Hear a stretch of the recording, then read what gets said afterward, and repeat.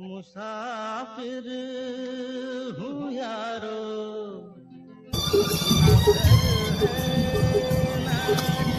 सो दोस्तों 12:50 हो गए आ 1 वजे लाया तो जयपुर कोई 20-22 किलोमीटर के करीब रह गया आ। इस वक्त सवेर के तड़के के 4 बज गए ने। वो इंजॉय किया तुहाडे नाल, बहुत वधिया सफ़र। असी हरियाणे में एंटर कर गए हैं, रवाड़ी पहुंचने वाले हैं। रवाड़ी के नज़दीक किते जयपुर तो रोहतक, रोहतक तो पानीपत वाली रोड के उत्ते हैं। 9:40 हो गए आ सवेर के। हुण करनाल क्रॉस कर चुके हैं, 11:40 हो गए आ। मेरे हिसाब नाल आपां 2-2:30 बजे के करीब आनंदपुर साहब पहुंच जावांगे। तकरीबन आनंदपुर साहब तक 4000 किलोमीटर का सफ़र साडा हो जाना जी। शहरों घूम घुमा के होर सानू उज्जैन च थोड़ी जी एक दिक्कत आ गई सी, तो अंबाले पहुंच गए हाँ।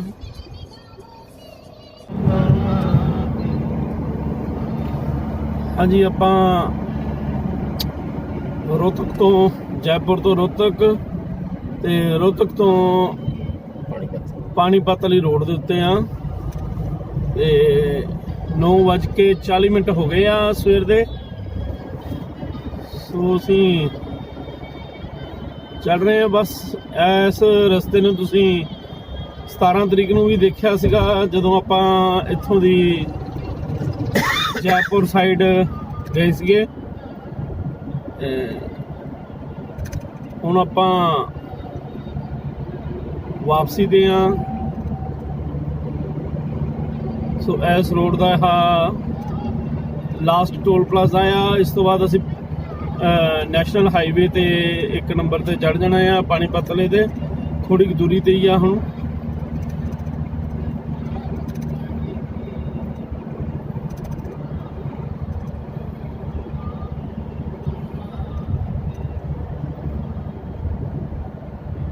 पानीपत 16 किलोमीटर तुसीं मील पत्थर देख लिया होगा।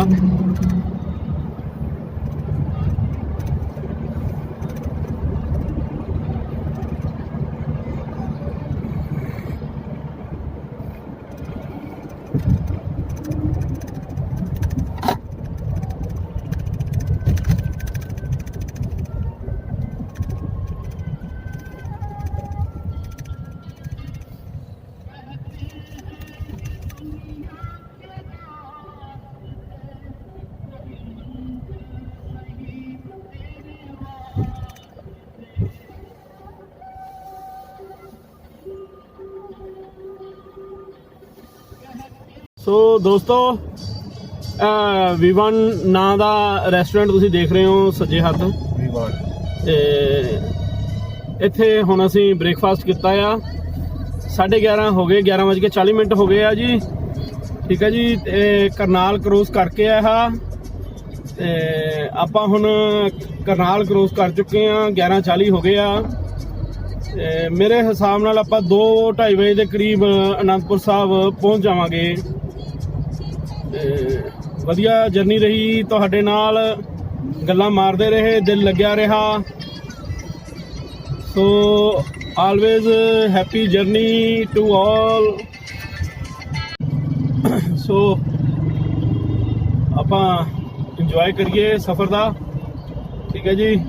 ते तकरीबन आनंदपुर साहब तक 4000 किलोमीटर का सफ़र साडा हो जाना जी। शहरों घूम घुमा के होर सानू उज्जैन च थोड़ी जी एक दिक्कत आ गई सी, उत्थे टायर फट गया सीगा साडा गड्डी का। मैं नवे टायर पाए आ जी, बाकी जदों फटना तो नवे ने भी फट ही जाना। ते वो एक्चुअल च किसी मोटरसाइकिल वाले की गलती सी, उहदे नाल नूं एक किल जिहा फुट रेस्ट का निकलिया होया सी ते वो सीधा टायर दे विच वज्जिया। ट्रैफिक दे विच खड़े सीगे, उहने ही आके मार दिता। चलो हुण कुछ कर तां सकदे नहीं, सफ़र दे विच सीगे। बाकी महाराज ने कृपा की। असी उही स्टपनी दे नाल आ रहे हैं। टायर फटिया होया एज इट इज़ स्टपनी की जगह ते रखा होया। हुण सफ़र तो बाद चंडीगढ़ जाके टायर वगैरह चेंज करावांगे। ते बहुत वधिया सफ़र है। रात आपां यानी कि ट्रैवल किया अपना तकरीबन ਸਵੇਰੇ 5 ਵਜੇ ਤੱਕ ਗੱਡੀ ਚਲਾਈ ਤੇ 5 ਤੋਂ 8 ਤੱਕ ਆਪਾਂ ਯਾਨੀ ਕਿ ਸੁੱਤੇ ਰਹੇ। 5 ਵਜੇ ਤੋਂ 8 ਵਜੇ ਤੱਕ ਤੇ 3 ਘੰਟੇ ਸੁੱਤੇ ਆਪਾਂ ਤੇ ਬਹੁਤ ਵਧੀਆ ਰਿਹਾ। ਉਸ ਤੋਂ ਬਾਅਦ ਫਿਰ ਆਪਾਂ ਚੱਲਿਆ। ਠੀਕ ਹੈ ਜੀ। So okay, good luck. ਮਿਲਦੇ ਆ ਅਨੰਦਪੁਰ ਸਾਹਿਬ ਹੋਰ ਰਸਤੇ ਦੇ ਵਿੱਚ। ਦੋਸਤੋ ਦਿੱਲੀ ਤੋਂ ਅੰਬਾਲੇ ਰੋਡ ਤੇ ਆਪਾਂ ਪਾਣੀਪਤ ਤੋਂ ਹੋਏ ਆ, ਸੋ ਅੰਬਾਲੇ ਪਹੁੰਚ ਗਏ ਆ।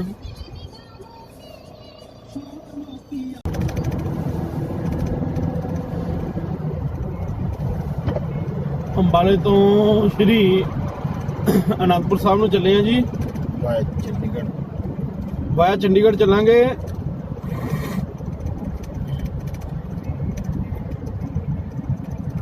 ਤਕਰੀਬਨ 120 ਕਿਲੋਮੀਟਰ ਦਾ ਸਫ਼ਰ ਰਹੂਗਾ। ਅੰਬਾਲਾ ਰੇਲਵੇ ਸਟੇਸ਼ਨ ਕ੍ਰੋਸ ਕਰਨ ਲੱਗੇ ਆਪਾਂ ਫਲਾਈਓਵਰ ਦੇ ਉੱਪਰੋਂ ਲੰਘ ਜਾਣਾ ਹੈ ਜੀ। ਨੀਚੇ ਰੇਲਵੇ ਸਟੇਸ਼ਨ ਤੇ ਬੱਸ ਸਟੈਂਡ ਨੂੰ ਰਸਤਾ ਆ। ਸਾਈਨ ਬੋਰਡ ਪੜ੍ਹੇ ਆ ਤੁਸੀਂ।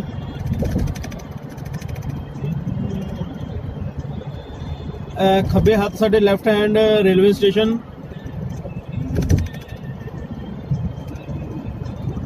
ਵਾਇਆ ਚੰਡੀਗੜ੍ਹ ਸ਼੍ਰੀ ਅਨੰਦਪੁਰ ਸਾਹਿਬ ਨੂੰ ਚੱਲੇ ਆਪਾਂ।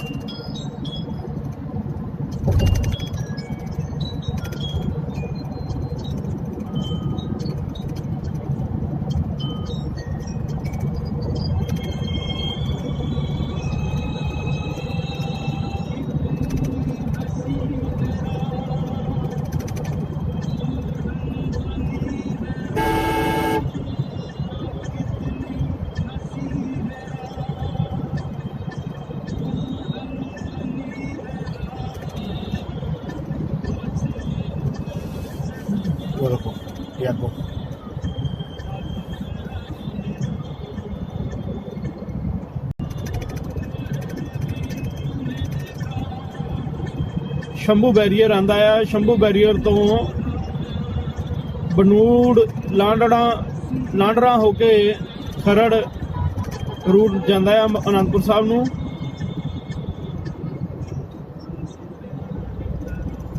ਅਸੀਂ ਇੱਥੋਂ ਵਾਇਆ ਚੰਡੀਗੜ੍ਹ ਜਾ ਰਹੇ ਹਾਂ। 15-20 ਕਿਲੋਮੀਟਰ ਐਕਸਟਰਾ ਆ। ਥੋੜਾ ਜਿਹਾ ਟ੍ਰੈਫਿਕ ਵੀ ਰਹੂਗਾ।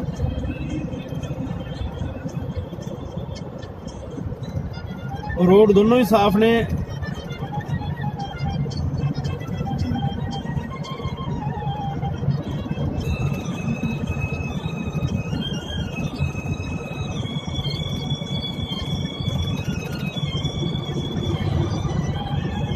अंबाला शहर क्रॉस कर रहे हैं जी अपा।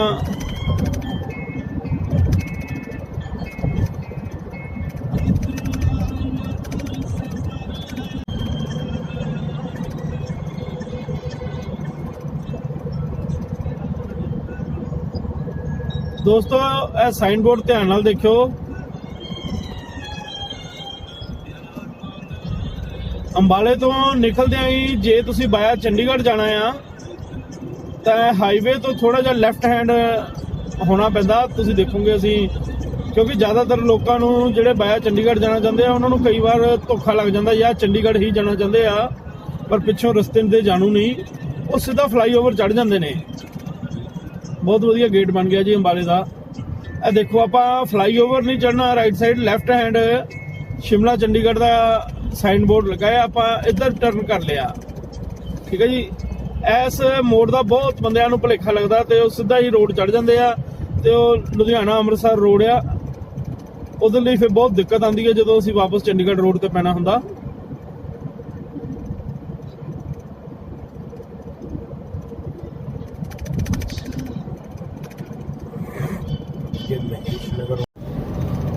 ਡੇਰਾ ਬਸੀ ਪਹੁੰਚ ਗਏ ਆਪਾਂ।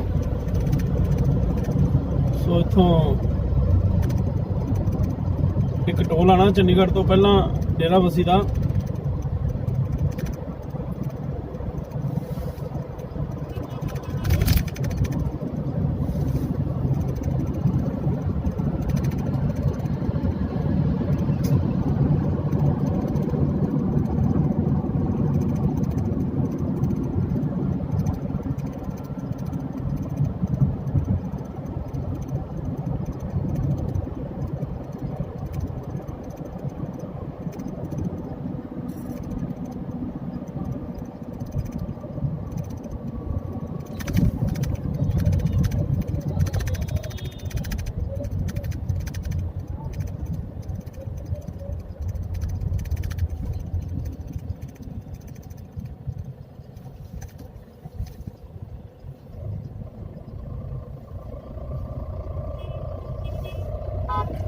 ਸਿੰਗਲ ਕਟਾ ਕੇ ਲੈ ਲਈ ਇੱਧਰ ਤੇ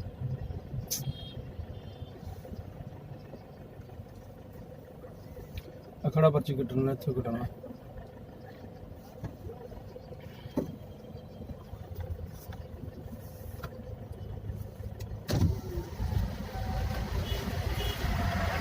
ਸਿੰਗਲ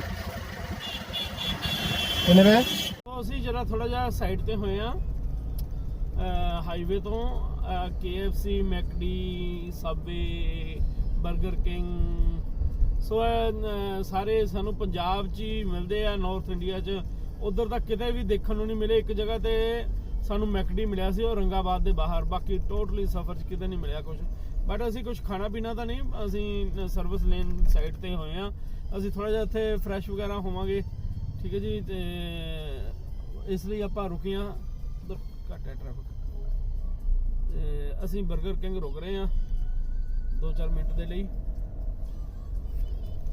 ਚੰਡੀਗੜ੍ਹ ਐਂਟਰ ਹੋ ਗਏ ਆਪਾਂ ਉਹ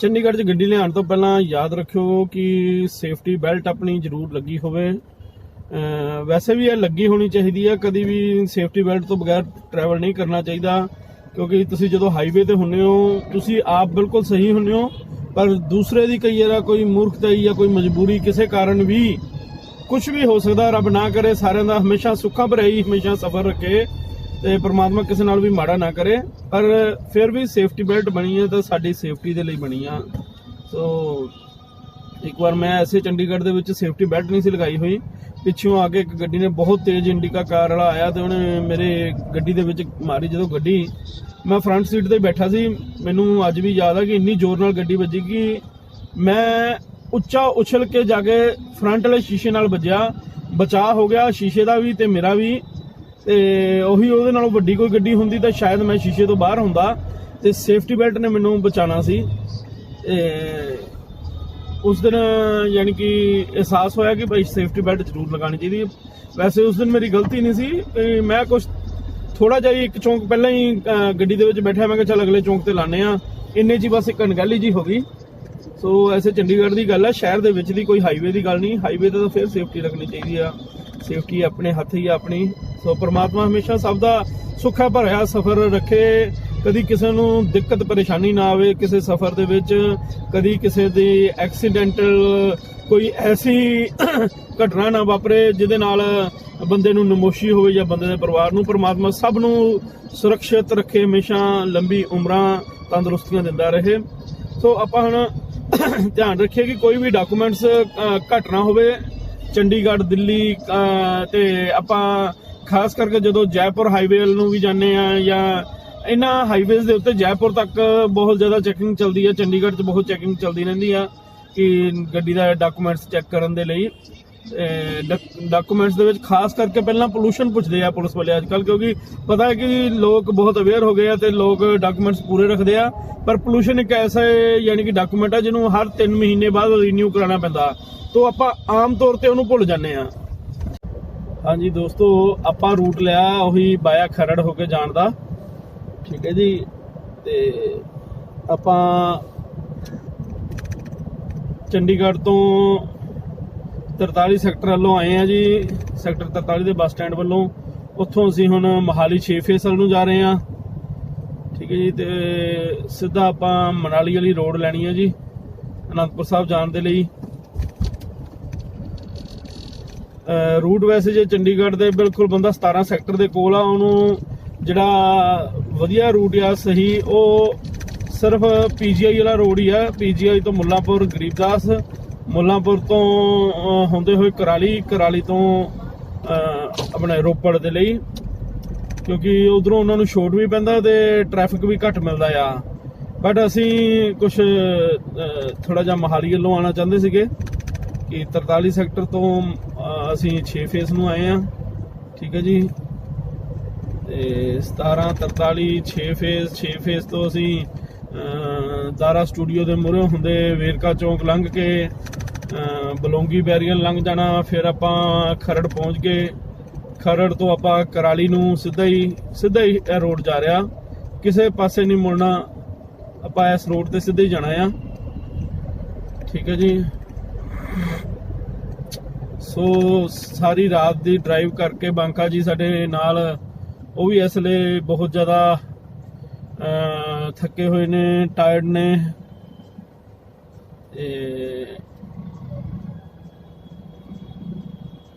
ਬਹੁਤ ਵਧੀਆ ਰੂਟ ਰਿਹਾ ਸਾਡਾ। 6 ਫੇਸ ਦੀ ਲਾਈਟਾਂ ਤੇ ਖੜੇ ਆਪਾਂ। ਰਾਈਟ ਸਾਈਡ ਇਹਦੇ ਹਸਪੀਟਲ ਆ ਤੇ ਲੈਫਟ ਹੈਂਡ ਇਹਦੇ ਗੁਰਦੁਆਰਾ ਆ। ਇਹ 6 ਫੇਸ ਦੀਆਂ ਲਾਈਟਾਂ ਨੇ। ਸਾਹਮਣੇ ਜੋ ਚੌਂਕ ਹੈ ਲਾਈਟਾਂ ਤੋਂ ਬਾਅਦ ਦਿਸ ਰਿਹਾ ਆ, ਉਹ ਦਾਰਾ ਸਟੂਡੀਓ ਵਾਲਾ ਚੌਂਕ ਆ। ਉਸ ਤੋਂ ਨੈਕਸਟ ਚੌਂਕ ਜਿਹੜਾ ਵੇਰਕਾ ਚੌਂਕ ਆ।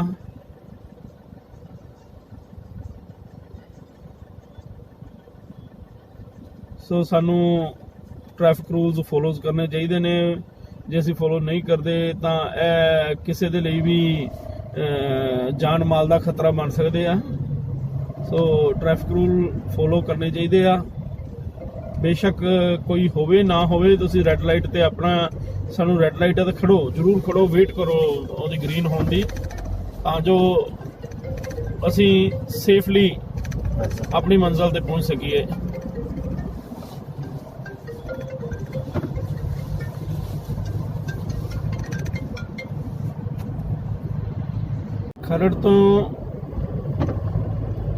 ਖਰੜ ਵਾਲਾ ਲੁਧਿਆਣੇ ਵਾਲਾ ਬ੍ਰਿਜ ਕ੍ਰੋਸ ਕਰਦੇ ਆਂ, ਜਿੱਥੋਂ ਲੁਧਿਆਣੇ ਨੂੰ ਮੁੜਦੇ ਆ ਤਾਂ 4 ਲੇਨ ਰੋਡ ਸ਼ੁਰੂ ਹੋ ਜਾਂਦੀ ਹੈ ਜੀ।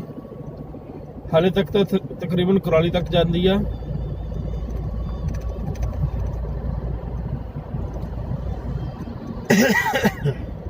ਬਸ ਕੁਝ ਕੁ ਦਿਨਾਂ ਦੇ ਅੰਦਰ 4 ਲੇਨ ਰੋਡ ਸਿੱਧੀ ਅਨੰਦਪੁਰ ਸਾਹਿਬ ਤੱਕ ਤਾਂ ਹੈ ਹੀ ਹੈ ਜੀ। ਕੁਰਾਲੀ ਸ਼ਹਿਰ ਰਹਿੰਦਾ ਹੈ, ਬਸ ਥੋੜਾ ਜਿਹਾ ਬਾਈਪਾਸ ਉਹਦਾ ਕੰਪਲੀਟ ਨਹੀਂ ਹੋਇਆ ਹਾਲੇ। ਜਿਸ ਦਿਨ ਕੰਪਲੀਟ ਹੋ ਗਿਆ, ਬਸ ਹੋਰ 10-15 ਦਿਨ ਦੀ ਗੱਲ ਹੈ। ਅੱਜ ਤਰੀਕ 24/12/2017 ਆ। ਮੇਰੇ ਹਿਸਾਬ ਨਾਲ ਨਵੇਂ ਸਾਲ ਦੇ ਪਹਿਲੇ ਹਫਤੇ ਦੇ ਵਿੱਚ ਜਾਂ 15 ਦਿਨਾਂ ਦੇ ਅੰਦਰ 26 ਜਨਵਰੀ ਤੋਂ ਪਹਿਲਾਂ ਬਾਈਪਾਸ ਸ਼ੁਰੂ ਹੋ ਜਾਏਗਾ।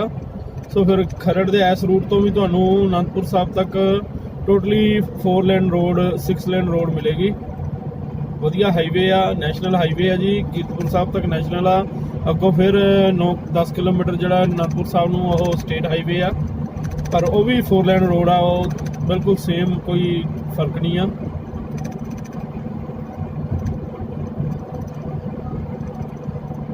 ਗੱਡੀ ਸ਼ੂਟੋ ਸ਼ੂਟ ਜਾਂਦੀ ਹੈ ਜੀ, ਪਰ ਫਿਰ ਵੀ ਸੰਭਲ ਕੇ ਚਲਾਉਣੀ ਚਾਹੀਦੀ ਆ। ਤੁਸੀਂ ਦੇਖ ਸਕਦੇ ਹੋ ਅਸੀਂ ਕਿਤੇ ਵੀ 80-90 ਤੋਂ ਉੱਤੇ ਗੱਡੀ ਨਹੀਂ ਚਲਾ ਰਹੇ। 80-90 ਦੀ ਸਪੀਡ ਵੀ ਬਹੁਤ ਸਪੀਡ ਹੁੰਦੀ ਆ ਜੀ।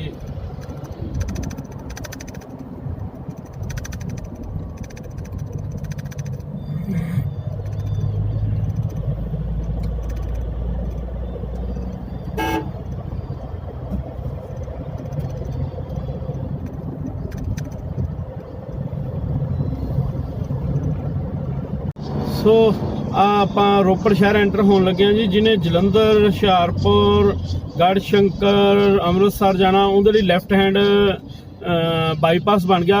ਰੋਪੜ ਸ਼ਹਿਰ ਜਾਣ ਦੀ ਉਹਨੂੰ ਜ਼ਰੂਰਤ ਨਹੀਂ। ਤੇ ਮੇਰੇ ਹਿਸਾਬ ਨਾਲ ਗੌਰਮੈਂਟ ਨੇ ਇੱਥੇ ਕੋਈ ਸਾਈਨ ਬੋਰਡ ਵੀ ਨਹੀਂ ਲਗਾਇਆ ਰੋਡ ਵਾਲਿਆਂ ਨੇ। ਤੇ ਆਪਾਂ ਰੈੱਡ ਲਾਈਟ ਤੇ ਫਿਰ ਖੜੇ ਆ ਰੋਪੜ ਸ਼ਹਿਰ ਦੀ। ਤੇ ਇੱਥੋਂ ਸਾਈਨ ਬੋਰਡ ਦੀ ਬੜੀ ਜ਼ਰੂਰਤ ਆ ਕਿ ਬੰਦਾ ਨਹੀਂ ਤਾਂ ਸਿੱਧਾ ਹੀ ਲੰਘ ਜਾਂਦਾ ਆ। ਤੇ ਇੱਥੋਂ ਲੈਫਟ ਹੈਂਡ ਜਿਹੜਾ ਹੈ ਬਾਈਪਾਸ ਆ ਰੋਪੜ ਸ਼ਹਿਰ ਦਾ, ਜਿਹੜਾ ਕਿ ਸਿੱਧਾ ਤੁਹਾਨੂੰ ਰੋਪੜ ਸ਼ਹਿਰ ਤੇ ਹੋਰ ਰੋਪੜ ਤੋਂ ਕਾਫੀ ਅੱਗੇ 5-7 ਕਿਲੋਮੀਟਰ ਲੰਘਾ ਦਿੰਦਾ ਆ। ਤੇ ਸਿੱਧਾ ਬਲਾਚੌਰ, ਨਵਾਂ ਸ਼ਹਿਰ, ਜਲੰਧਰ, ਅੰਮ੍ਰਿਤਸਰ, ਹੁਸ਼ਿਆਰਪੁਰ ਜਾਣ ਵਾਲੇ ਜਿਹੜੇ ਆ ਐਸੇ ਰੂਟ ਤੇ ਜਾ ਸਕਦੇ ਆ। ਪਰ ਆਪਾਂ ਅਨੰਦਪੁਰ ਸਾਹਿਬ ਜਾਣਾ ਆ ਆਪਣੇ ਵੀਕਐਂਡ ਦਾ ਇੰਜੋਏ ਕਰਨ ਲਈ। ਸੋ ਆਪਾਂ ਸਿੱਧੇ ਜਾਣਾ ਆ। ਮਨਾਲੀ ਜਾਣਾ ਆ, ਵੀ ਆਪਾਂ ਸਿੱਧੇ ਜਾਣਾ ਆ ਕੁੱਲੂ ਮਨਾਲੀ। ਠੀਕ ਹੈ ਜੀ। चिंतपुरनी ज्वाला जी कांगड़ा चमुंडा दे भी जाना आ, तां भी आपां इधर सीधा जाना। वैसे हुशियारपुर वालों भी रस्ता जाता आ, पर आपां नूं नज़दीक जिहड़ा इधरों पैना आ। ते सारा रूट इधर नहीं है जी, ठीक है जी।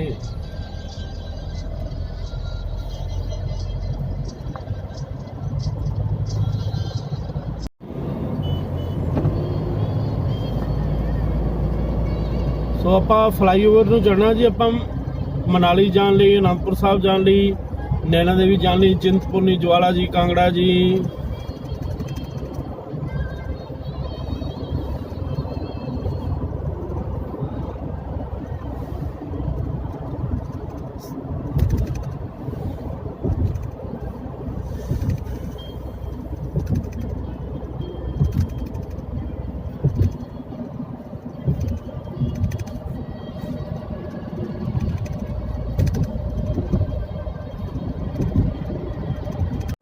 ਰੋਪੜ ਤੋਂ ਬਾਅਦ ਘਨੌਲੀ ਅੱਡਾ, ਪਰ ਆਪਾਂ ਹਾਈਵੇ ਨਹੀਂ ਛੱਡਣਾ ਜੀ।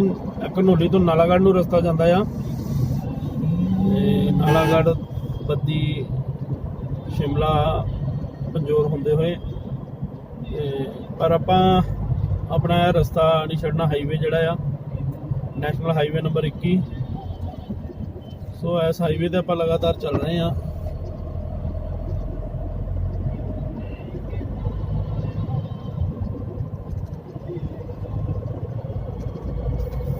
ਆਪਾਂ ਕੀਰਤਪੁਰ ਸਾਹਿਬ, ਅਨੰਦਪੁਰ ਸਾਹਿਬ ਤੋਂ 9 ਕਿਲੋਮੀਟਰ ਪਹਿਲਾਂ ਆ ਜੀ ਆਪਾਂ ਪਹੁੰਚ ਗਏ। ਇੱਥੋਂ ਹੀ ਮਨਾਲੀ ਨੂੰ ਟਰਨ ਲਿਆ ਜਾਂਦਾ ਹੈ ਜੀ। ਜੇ ਕਿਸੇ ਨੇ ਮਨਾਲੀ ਜਾਣਾ ਹੋਵੇ ਤਾਂ ਇੱਥੋਂ ਹੀ ਮੁੜ ਹੁੰਦਾ ਜੀ।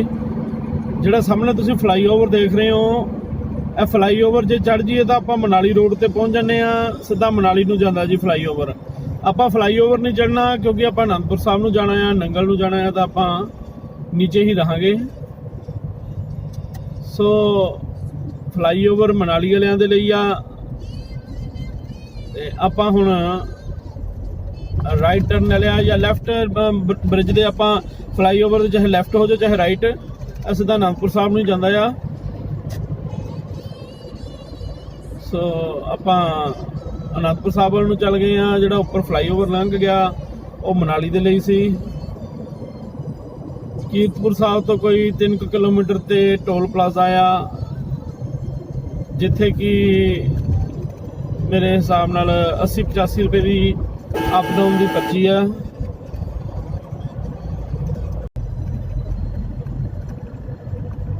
ਸੋ ਸਾਡੀ ਹਜੂਰ ਸਾਹਿਬ ਦੀ ਯਾਤਰਾ ਤੁਸੀਂ ਸਾਰਿਆਂ ਨੇ ਦੇਖਿਆ, ਬਹੁਤ ਵਧੀਆ ਰਹੀ ਹੈ। ਹੁਣ ਆਪਾਂ ਕੀਰਤਪੁਰ ਸਾਹਿਬ ਦਾ ਸਥਾਨ ਕਰੋਸ ਕੀਤੇ ਆ ਜੀ। ਉਸ ਦਿਨ ਆਪਾਂ 6 ਵਜੇ ਦੇ ਕਰੀਬ ਕੀਰਤਪੁਰ ਸਾਹਿਬ ਸੀਗੇ, 5:30 ਅਨੰਦਪੁਰ ਸਾਹਿਬ ਤੋਂ ਤੁਰੇ ਸੀਗੇ। ਆਪਣਾ ਸ਼ੂਟ ਕਰਦੇ ਆ, ਕੁਝ 15-20 ਮਿੰਟ ਲੱਗ ਗਏ। ਕੁਝ ਟੋਲ ਪਲਾਜ਼ਾ ਆਪਾਂ ਟਾਈਮ ਲੱਗਦੇ, ਕ੍ਰਿਸ਼ਨ ਕੁਮਾਰ ਜੀ ਨੂੰ ਇੱਥੋਂ ਕੀਰਤਪੁਰ ਸਾਹਿਬ ਤੋਂ ਲੈਂਦਿਆਂ ਟਾਈਮ ਲੱਗਿਆ। ਤੇ ਹੁਣ ਕੀਰਤਪੁਰ ਸਾਹਿਬ ਤੋਂ ਇਹਨਾਂ ਨੂੰ ਆਪਾਂ ਲਾਇਆ ਨਹੀਂ, ਆਪਾਂ ਸਿੱਧਾ ਹੀ ਅਨੰਦਪੁਰ ਸਾਹਿਬ ਲੈ ਕੇ ਜਾ ਰਹੇ ਹਾਂ। ਸਾਡੇ ਨਾਲ ਅਨੰਦਪੁਰ ਸਾਹਿਬ ਚੱਲਣਗੇ, ਠੀਕ ਹੈ ਜੀ। ਤੇ ਆਪਾਂ ਅੱਜ ਅਨੰਦਪੁਰ ਸਾਹਿਬ ਯਾਤਰਾ ਆਪਣੀ ਪੂਰੀ ਕਰ ਲਈ ਹੈ ਜੀ, ਤਕਰੀਬਨ 3900 ਕਿਲੋਮੀਟਰ ਤੇ। ਆਪਣੇ 3900 ਕਿਲੋਮੀਟਰ ਤਕਰੀਬਨ 4000 ਕਿਲੋਮੀਟਰ ਹੋ ਗਿਆ, 100 ਕਿਲੋਮੀਟਰ ਘੱਟ। ਆਪਣੀ ਯਾਤਰਾ ਅਨੰਦਪੁਰ ਸਾਹਿਬ ਤੋਂ ਸਿੱਧਾ ਹਜੂਰ ਸਾਹਿਬ, ਨੰਦੇੜ ਤੋਂ ਆਪਾਂ ਲੋਕਲ ਗੁਰਦੁਆਰੇ ਘੁੰਮਦੇ ਹੋਏ ਆਪਾਂ ਗਏ ਜੀ ਔਰੰਗਾਬਾਦ। ਆਪਾਂ ਉੱਥੇ ਜੋਤਰਲਿੰਗ ਦੇਖਿਆ, ਨਾਲੇ ਉੱਥੇ ਆਪਾਂ ਇਤਿਹਾਸਕ ਥਾਂ ਦਸਮ ਗ੍ਰੰਥ ਵਾਲੇ ਸਥਾਨ ਦੇ, ਜਿੱਥੇ ਕਿ ਦਸਮ ਗ੍ਰੰਥ ਅਤੇ ਔਰੰਗਜ਼ੇਬ ਨੂੰ ਜਿਹੜਾ ਜ਼ਫਰਨਾਮਾ ਭੇਜਿਆ ਸੀ ਉਹਦੇ ਦਰਸ਼ਨ ਕੀਤੇ। ਫਿਰ ਆਪਾਂ ਸ਼ਿਰੜੀ ਹੁੰਦੇ ਹੋਏ ਉਜੈਨ ਜੋਤਰਲਿੰਗ ਦੇ ਦਰਸ਼ਨ ਕਰਕੇ ਤਾਂ ਬਾਇਆ ਜੈਪੁਰ ਹੁੰਦੇ ਹੋਏ ਵਾਪਸ ਆ ਗਏ ਹਾਂ। ਅੱਜ ਆਪਾਂ ਪੂਰੇ 8 ਦਿਨ ਬਾਅਦ 17 ਤਰੀਕ ਐਤਵਾਰ ਨੂੰ ਆਪਾਂ ਚੱਲੇ ਸੀਗੇ ਇੱਥੋਂ ਸਵੇਰੇ 5:30 ਵਜੇ। ਤੇ ਆਪਾਂ ਅੱਜ 24 ਤਰੀਕ 8 ਦਿਨ ਬਾਅਦ 4 ਵੱਜ ਕੇ ਤਕਰੀਬਨ 50 ਮਿੰਟ ਤੇ ਅਨੰਦਪੁਰ ਸਾਹਿਬ ਹੋਵਾਂਗੇ। ਇਸ ਵੇਲੇ 4:41 ਆ, 4-5 ਮਿੰਟ ਬਾਅਦ। ਸੋ ਯਾਨੀ ਕਿ ਪੂਰੇ 8 ਦਿਨ ਬਾਅਦ, 8 ਦਿਨ 12 ਘੰਟੇ। ਚੰਡੀਗੜ੍ਹ ਤੋਂ ਬਾਅਦ ਹੈ ਕੀਰਤਪੁਰ ਸਾਹਿਬ ਤੋਂ ਬਾਅਦ ਇਹ ਟੋਲ ਪਲਾਜ਼ਾ ਆ ਜੀ। ਆਪਾਂ ਹੁਣ ਟੋਲ ਪਲਾਜ਼ਾ ਟੱਪਣ ਲੱਗੇ ਆ। ਅਨੰਦਪੁਰ ਸਾਹਿਬ ਤੋਂ 5 ਕਿਲੋਮੀਟਰ ਦੀ ਦੂਰੀ ਤੇ ਆ, ਠੀਕ ਹੈ ਜੀ। ਅੱਜ ਸ਼ਾਇਦ ਕੋਈ VIP ਆਇਆ ਹੋਇਆ ਅਨੰਦਪੁਰ ਸਾਹਿਬ, ਜਿਹਦੇ ਕਰਕੇ ਇਹਨਾਂ ਨੇ ਟੋਲ ਪਲਾਜ਼ਾ ਟੋਲ ਪਰਚੀ ਨਹੀਂ ਕੱਟੀ। 85 ਰੁਪਏ ਦੇ ਨੇੜੇ ਤੇੜੇ ਪਰਚੀ ਹੈ ਜੀ ਅਪ ਡਾਊਨ ਦੀ।